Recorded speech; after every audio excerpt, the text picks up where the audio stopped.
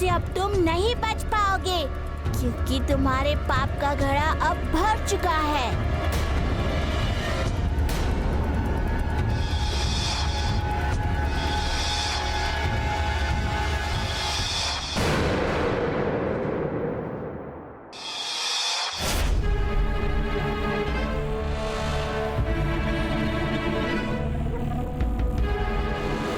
अंगिरा और बृहस्पति, तुमने जो मेरे साथ छल किया, उसके प्रतिशोध की अग्नि में वर्षों जलता रहा हूं मैं। एक पल के लिए भी नहीं भुला पाया उस छल को। उनके कारण मेरे लिए ज्ञान का अर्थ मुक्ति नहीं, शक्ति हो गया। उनके कारण ही मैंने जो यज्ञ किए, वो मोक्ष प्राप्ति के लिए नहीं किए, अपितु अपने प्रतिशोध को पूर्ण करने के लिए किए। पथभ्रष्ट हो गया मैं उनके कारण, धर्म भ्रष्ट हो गया मैं। किंतु आज जब वो दोनों दंडित हुए, तो मेरे मन को असीम शांति प्राप्त हुई, असीम शांति। अब मेरा प्रतिशोध पूर्ण हुआ, किंतु उनके कारण क्षति मेरी भी कम नहीं हुई। अपने प्रतिशोध को पूर्ण करने में मेरी बहुत सी शक्तियां समाप्त हो गईं, जिन्हें मैं इस हिमालय के एकांत स्थान में बैठकर पुनः अर्जित करूंगा। बड़ा ही उपयुक्त स्थान है ये तप द्वारा शक्ति अर्जन का।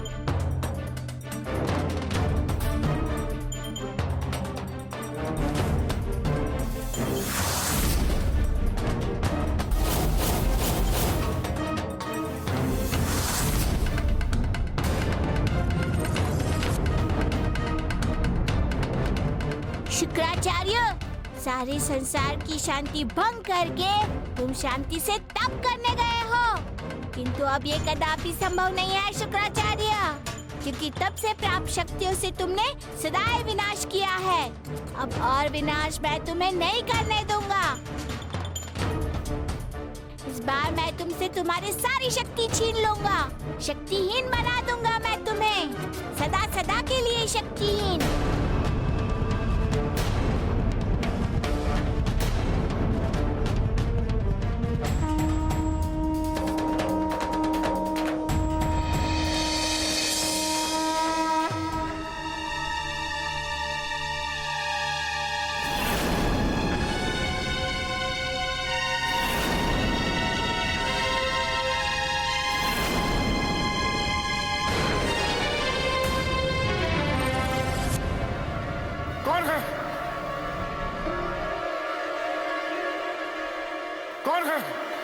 कौन है वह दुष्ट जो एक ऋषि के साथ ऐसा छल कर रहा है?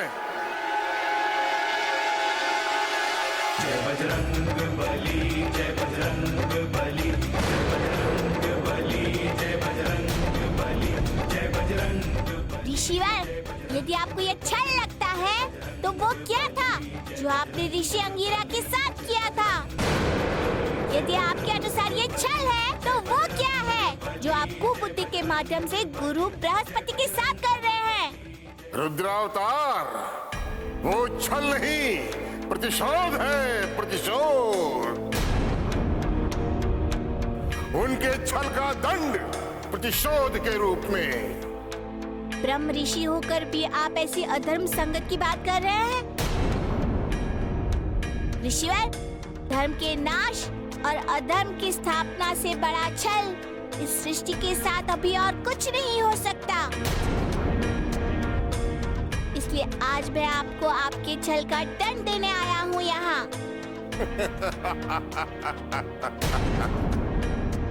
रुद्रावतार, मैं रघुपुत्र शुक्राचार्य, मुझे इस संसार में कोई दंडित नहीं कर सकता, क्योंकि मेरे पास मेरे तप के द्वारा अर्जित असीम शक्तियां हैं, जिनके भीतर कोई अन्य शक्ति प्रवेश ही नहीं कर सकती।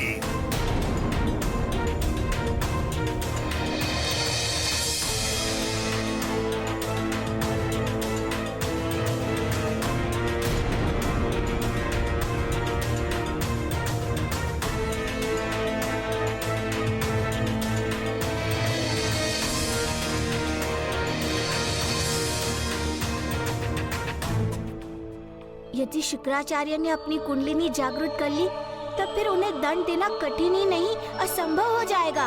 उससे पूर्व मुझे कुछ करना होगा।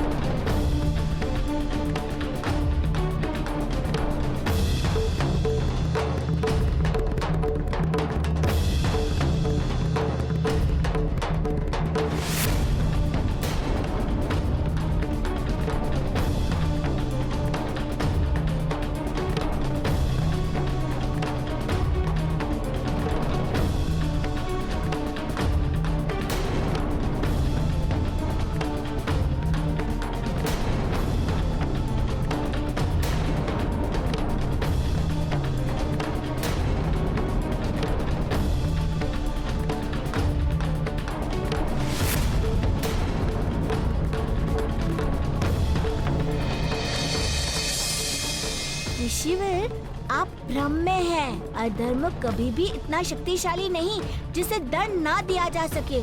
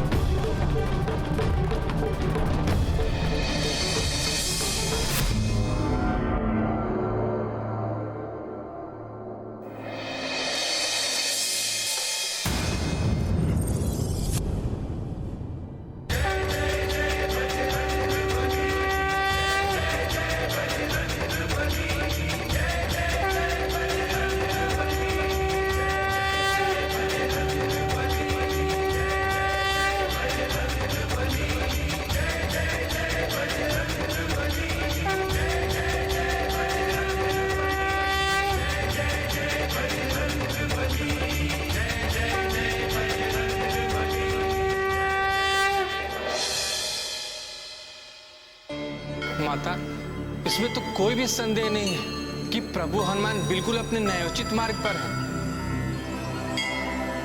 शुक्राचार्य के वैसे जघन्य अपराध के लिए दंड के अतिरिक्त अन्य कोई विधान नहीं है। किंतु माता, मैं एक बात समझ नहीं पा रहा हूं। शुक्राचार्य ने जिन शक्तियों को अपने तप और यज्ञ से अर्जित किया है, उन शक्तियों को प्रभु हनुमान भला उनसे किस प्रकार छीन सकते हैं? देव कुबेर, शुक्राचार्य केवल जन्म से ऋषि हैं, अपने कर्मों से नहीं। उनके कर्म असुरों वाले हैं, और विधि के विधान अनुसार असुरी कर्मों वालों का दंड केवल मृत्यु दंड है। किंतु ऋषि योनि में जन्म लेने के कारण हनुमान उन्हें मृत्युदंड नहीं दे सकते, किंतु वे उनसे उनकी शक्तियां अवश्य छीन सकते हैं। ये क्षमता है उनमें, और ऐसा करके प्रभु हनुमान उनका हित ही करेंगे। इससे शुक्राचार्य के विनाशकारी अहंकार का अंत सदा सदा के लिए हो जाएगा।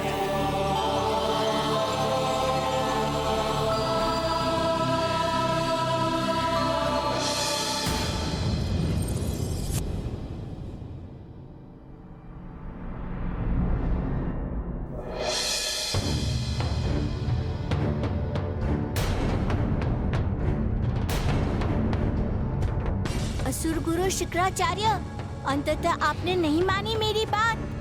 मेरे लाख समझाने के उपरांत भी आप अपने हट पर ही अड़े रहे, नहीं त्यागा अधर्म का मार्ग।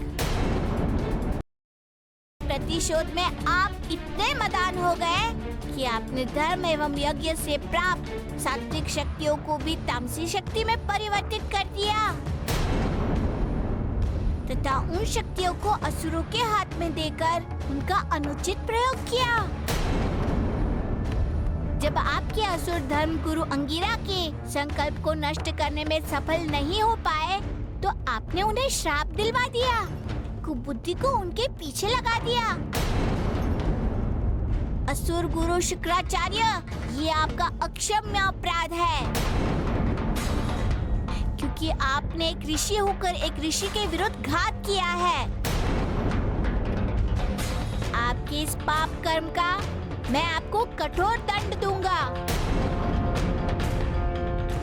जिसकी कल्पना ना ही आपको होगी और ना ही पूरे संसार को। ऋषि शुक्राचार्य,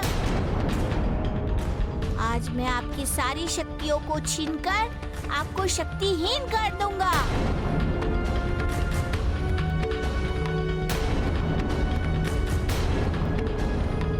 ना रहेगा बांस और ना बजेगी बांसुरी।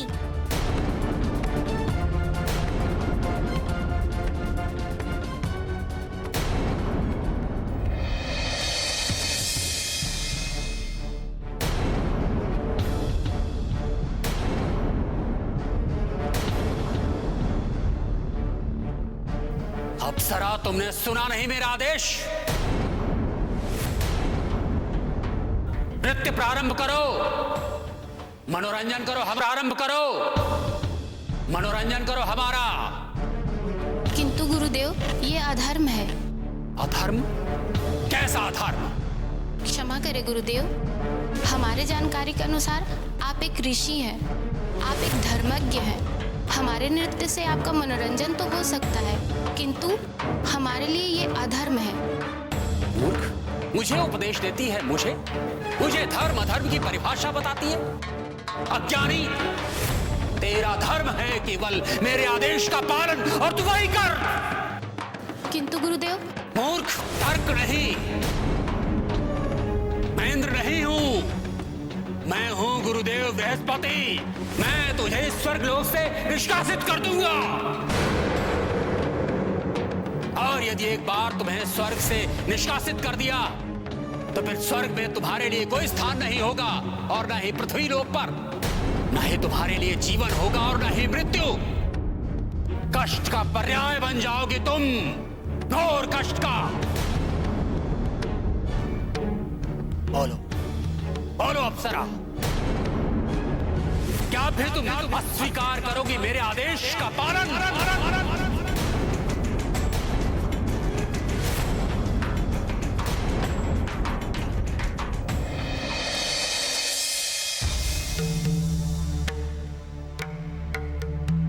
रुद्रावतार, मेरी शक्तियां, मेरे तप और यज्ञ द्वारा अर्जित शक्तियां हैं, उन्हें मुझसे कोई नहीं छीन सकता। ऋषिवर, शक्तियां उनकी नहीं छीनी जाती जिनके पास पुण्य संचित हो, किंतु आपके पास आपके अधर्मी एवं असुरी आचरण के कारण पुण्य का लघुवंश भी अवशेष नहीं है। शेष है आपका अहंकार एवं आपका प्रतिशोध। उसका अंत मैं करूंगा।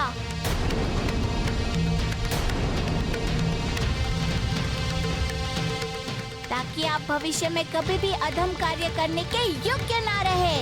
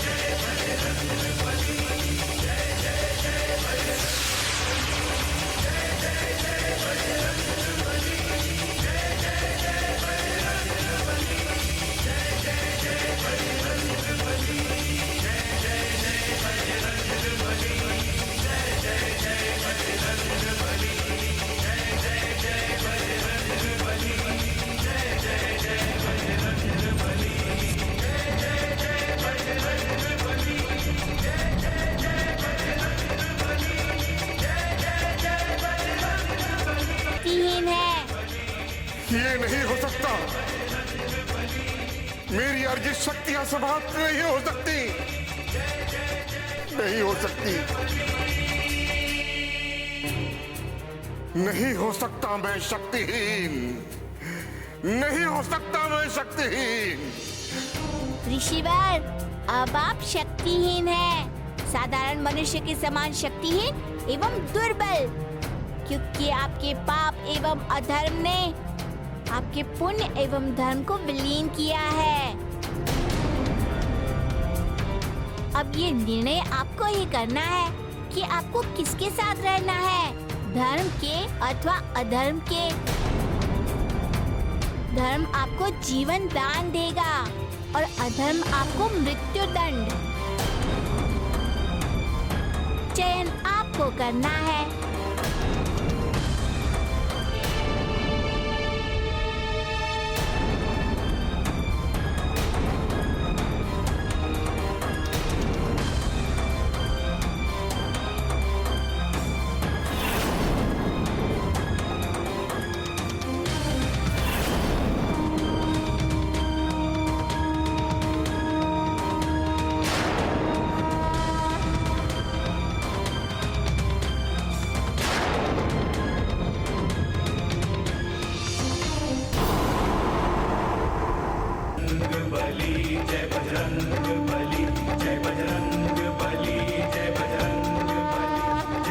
धर्म आपको जीवन दान देगा और अधर्म आपको मृत्यु दंड। चयन आपको करना है।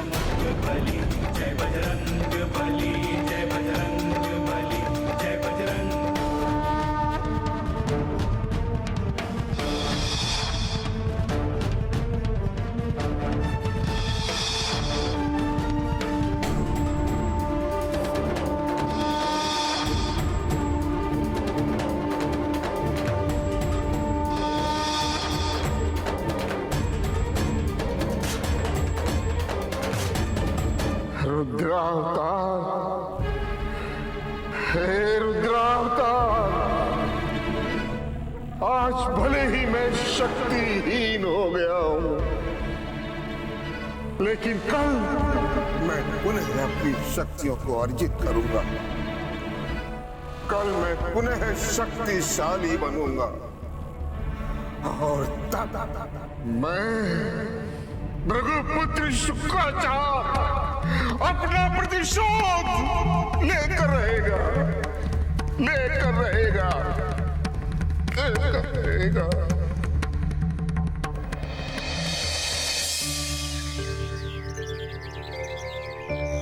ओम ह्रां ह्रीं ह्रूं सूर्यदेवाय नमः। ओम सूर्यदेवाय नमः। ओम रव्याय नमः। ओम भानुवे नमः। ओम दिवाकराय नमः। ओम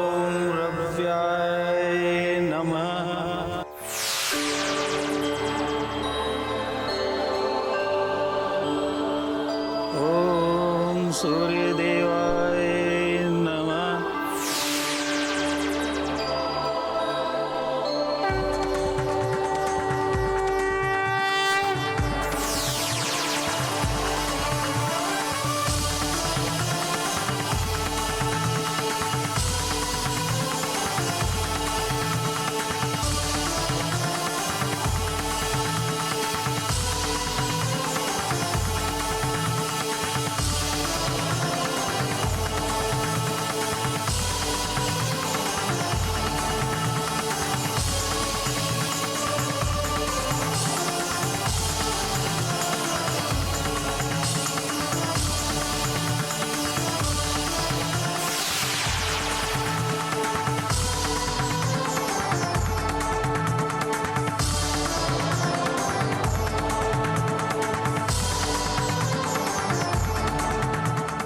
ऋषि वरंगीरा, अपने नेत्र खोलिए।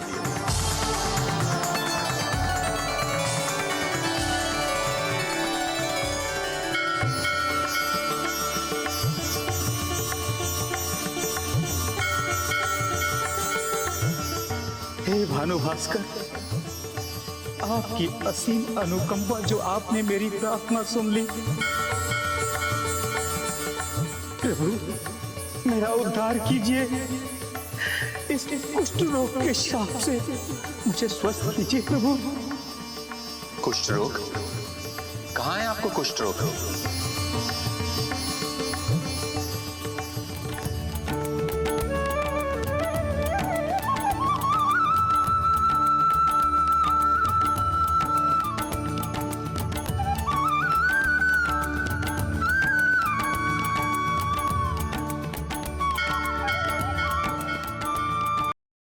प्रभु,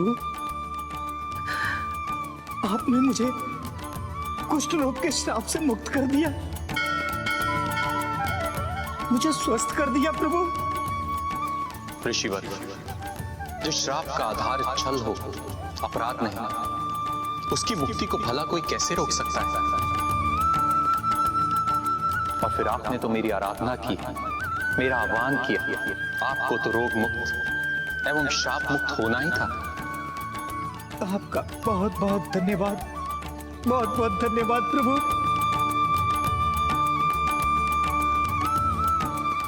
ऋषिवर, अब मुझे आज्ञा दें।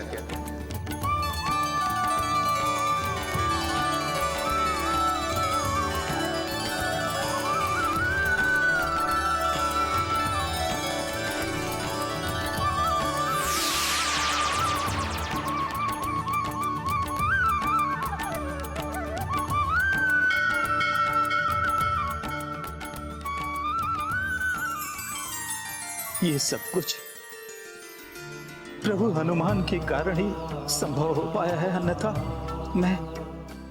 मैं इस कुष्ठ के श्राप से कहां मुक्त हो पाता।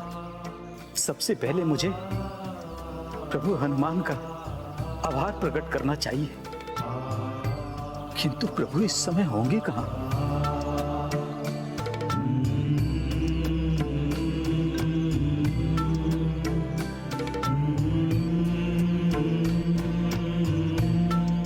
प्रभु, अभी अभी आपका ही स्मरण कर रहा था। कोई विशेष बात? नहीं प्रभु, बस आपने अष्ट सिद्धि की पावन कथा सुनाकर मुझे पाप मुक्त किया और इस कुष्ठ रोग के श्राप से मुक्त करने हेतु आपका आभार प्रकट करना चाहता था। आपको आभार प्रकट करने की आवश्यकता नहीं है ऋषिवर, क्योंकि आप पूज्य हैं तथा अब आप अपने आकाश लोक को लोक सकते हैं। जैसी आज्ञा प्रभु।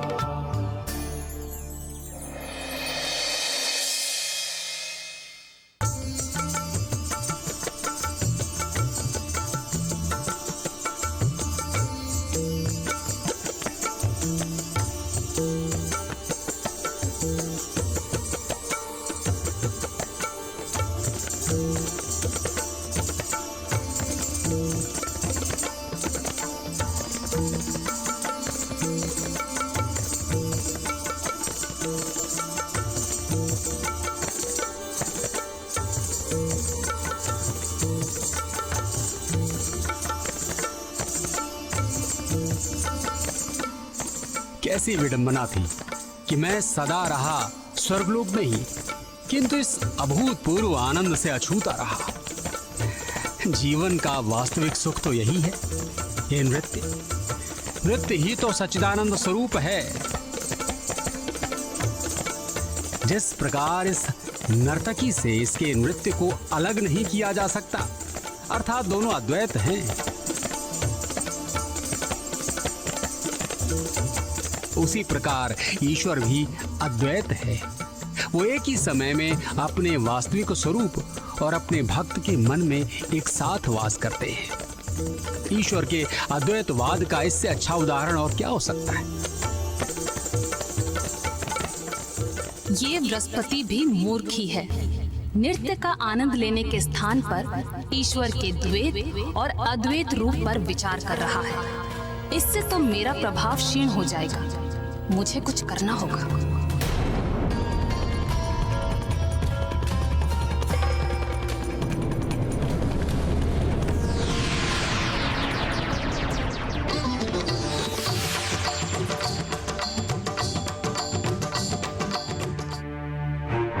देवीमती, आपने सत्य कहा था।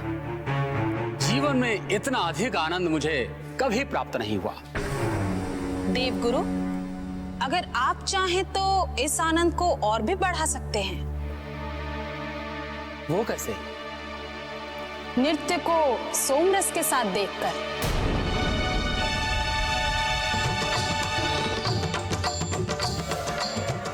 सोमरस? हाँ देवगुरु, सोमरस, जिसे आपके मार्गदर्शन पर चलने वाले देवता पीते हैं, और आप तो उन सबके गुरु हैं, तो क्यों ना आप उसका पान करें?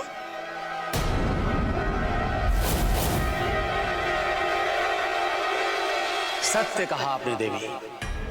मैं तो उनसे श्रेष्ठ सर्वोच्च हूं। करूंगा मैं सोमरस का पान, अवश्य करूंगा।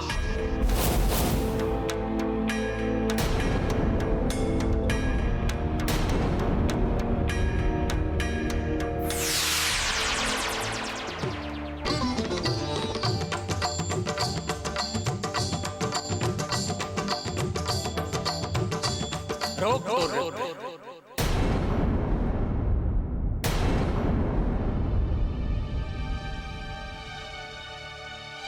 पहले मेरे लिए सोमरस की व्यवस्था की जाए।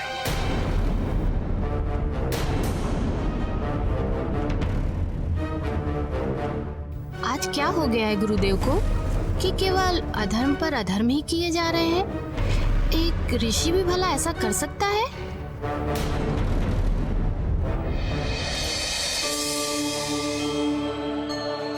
माता, मेरे पास अन्य कोई विकल्प नहीं था। देवगुरु की आज्ञा की अवहेलना धर्म की अवहेलना होती, इसीलिए मैंने उनकी आज्ञा का पालन किया और स्वर्ग का सिंहासन उन्हें सौंप दिया, इस विश्वास के साथ कि देवगुरु अपने बुद्धि और ज्ञान का उपयोग करके कुबुद्धि को पराजित कर देंगे। किंतु वे तो जैसे उसके प्रभाव में और अत्यधिक आ गए। अधर्म के अतिरिक्त उन्हें कुछ और सूझ ही नहीं रहा है। माता,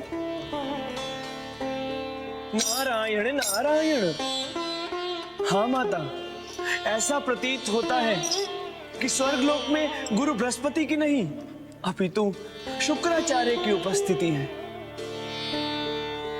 माता, जिस स्वर्गलोक के सिंहासन को बड़े से बड़ा असुर विजित नहीं कर सका, उस सिंहासन को शुक्राचार्य ने कुबुद्धि के द्वारा विजित कर लिया।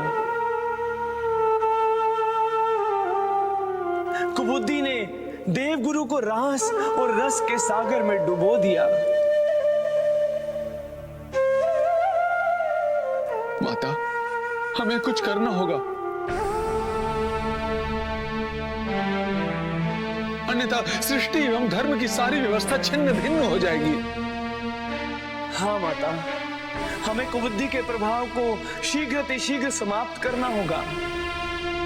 देवर्षि, ऐसी स्थिति में आप लोगों की सहायता केवल संकट मोचन हनुमान ही कर सकते हैं। एवं देवेंद्र, जिस प्रकार आपने स्वर्ग को बृहस्पति को सौंपकर अपने धर्म का पालन किया है, उसी प्रकार स्वर्ग एवं धर्म की रक्षा करना भी आप ही का कर्तव्य है।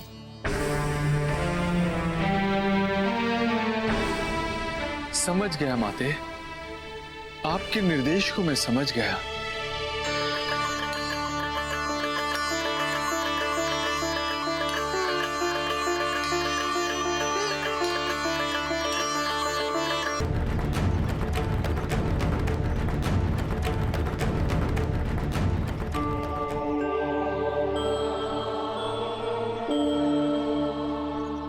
गुरुदेव की आज्ञा अनुसार नवनिधि को प्राप्त करने में तो बहुत विलंब हो गया है, किंतु मुझे प्रसन्नता इस बात की है, अष्ट सिद्धि की कथा से ऋषि अंगिरा को तो लाभ हुआ ही, और इस संसार को भी इन कथाओं से पूर्ण लाभ होगा।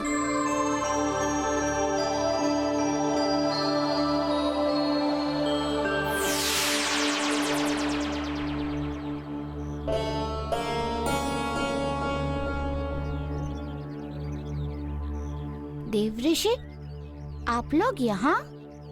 प्रभु, सृष्टि पर बहुत गहरा संकट छाया हुआ है। नारायण नारायण, धर्म और सत्य दोनों ही संकट में है प्रभु। आप लोग कहना क्या चाहते हैं? प्रभु, शुक्राचार्य ने। अब क्या किया शुक्राचार्य ने? मैंने तो उसे शक्तिहीन कर दिया था। हाँ प्रभु, किंतु शक्तिहीन होने से पूर्व शुक्राचार्य ने अपनी तामसीन शक्ति के द्वारा कुबुद्धि को जन्म दिया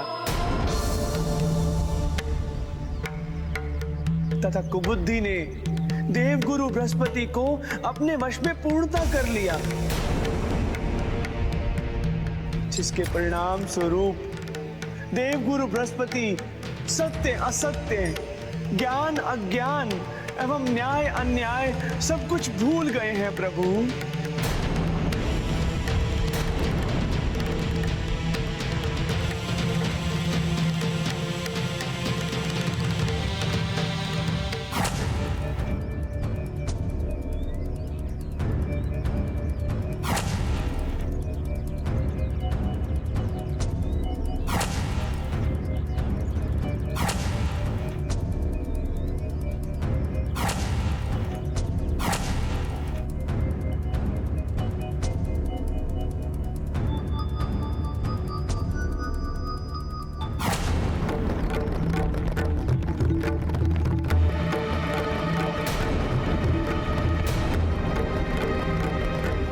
ऋषि, ये तो बहुत ही बड़ा संकट है कि गुरु बृहस्पति, जो सभी ग्रहों के देवता हैं, संसार में धर्म के व्यवस्थापक हैं, फिर कुबुद्धि के प्रभाव में आकर धर्म के मार्ग से भटके।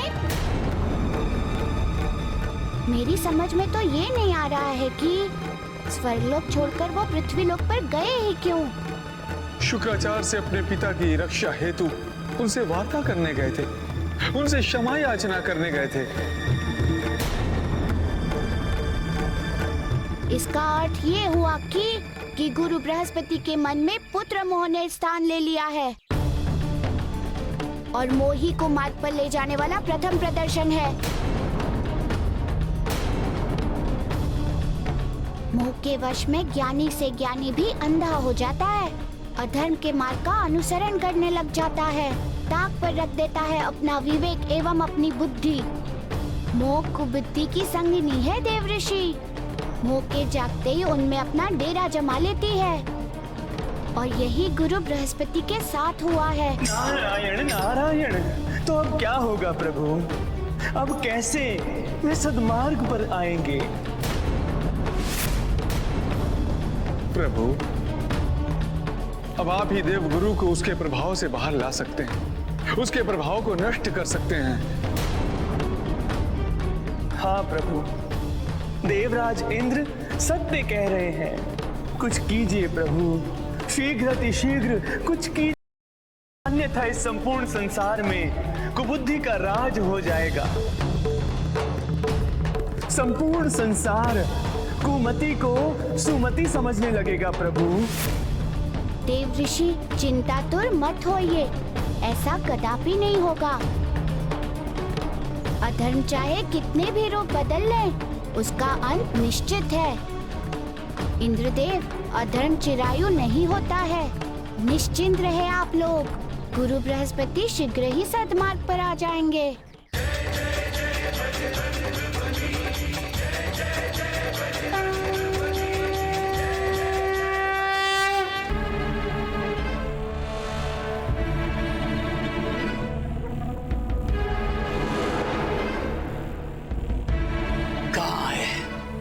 कहाँ है मेरा सोमरस? एक सोमरस प्रस्तुत करने में इतना विलंब? सराओं, ध्यान से सुन लो। यदि एक पल भी विलंब हुआ तो मैं तुम सबको शाप दे दूंगा। सब के सब जलकर भस्म हो जाओगी, भस्म।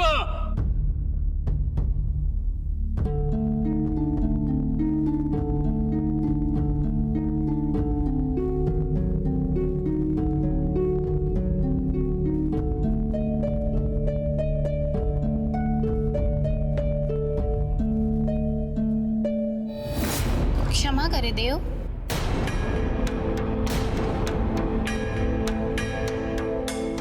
क्या हुआ? पीछे क्यों हट गई? दो मेरा सोमरस। सोमरस पान करने से पूर्व एक बार पुनः विचार कर ले। आप एक ऋषि हैं और ऋषियों को सोमरस पान। अप्सरा, तुम्हारा इतना साहस कि तुम मुझे उपदेश दो? तुम जानती हो मैं कौन हूं? मैं हूं गुरुदेव बृहस्पति। इसके एक संकेत से धर्म का सृजन होता है और मेरी वाणी से धर्म का पालन। मैं स्वयं धर्म हूं।